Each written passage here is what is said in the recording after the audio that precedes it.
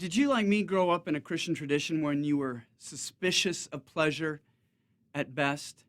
There's so many verses in the Bible warning against loving the world that a superficial reading of Scripture could lead us, I believe, to an unbiblical view of pleasure as a powerful force in our life for good that God blesses us with, that helps us against temptation, that renews our relationships. Let's look at a couple of those verses that I believe are looked at superficially and are used in a way that isn't exactly what God intended. 1 John 2:15 through 17 is a common one when John tells us not to love the world or anything in the world. And that seems like such a stark statement that the natural conclusion might be, so I don't want to have anything to do with the world. I'll just be this soul and this mind that exists in the ether, and I'll just meditate and pray. I don't want to have anything to do with the world. And then James 4:4 adds to this when it says friendship with the world is hatred toward God. Well, we don't want to have hatred toward God, so we don't want to have anything to do with the world. We don't want to be the world's friends.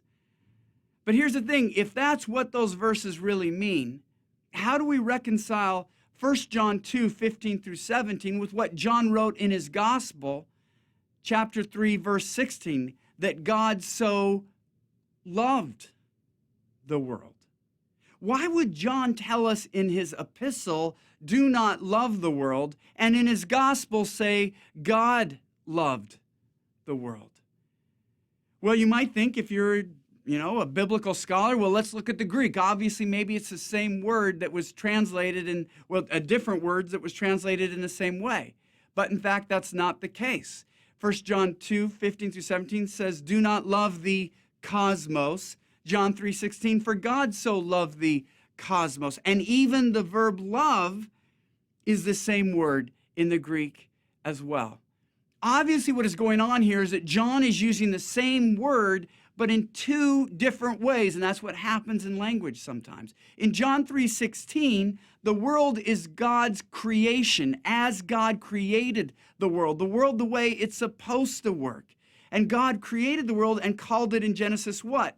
He called it good. It's the earth as God designed it. In 1 John and James, it's the world that is in rebellion against God, pleasures that have been bent, systems that are antagonistic toward God. It's sort of like this. Food can be a wonderful gift of God, something that we can enjoy, or we can overeat in gluttony and make ourselves sick.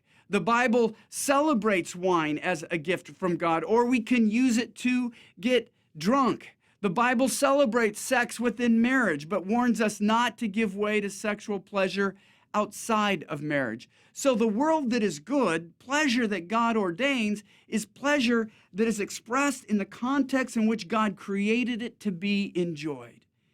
1 John and James are warning about pleasures that have been bent. They've been divorced from God's lordship and oversight, and they are therefore in rebellion against God.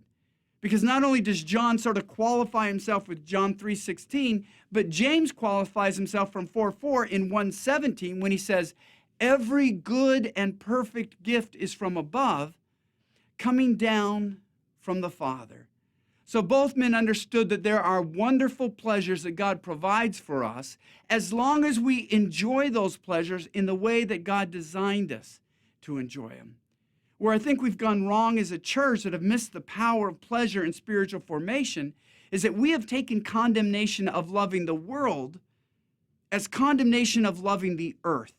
And those are two very different things. We can love the earth in the sense of we love this world that God created and called it good as long as we embrace it with the rules, with the intent, and with the purpose that God created it for.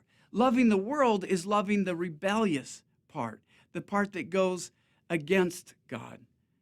I want you to think about this question before we go on.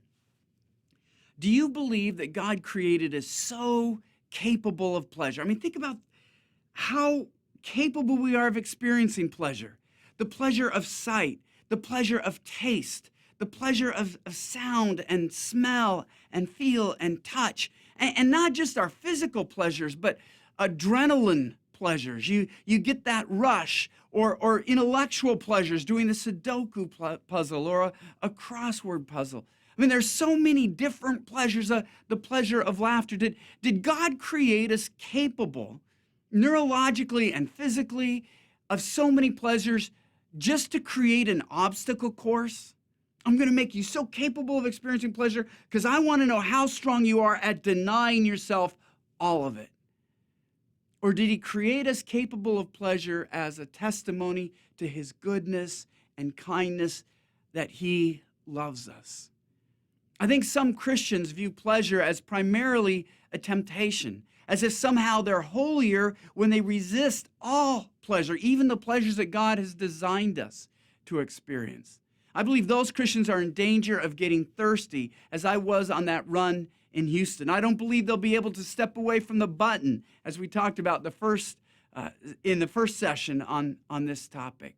I believe that we serve a good God and a kind God, and that for us to embrace a biblical view of pleasure, we have to get rid of an antagonistic view of God. But we'll deal with that in the next session.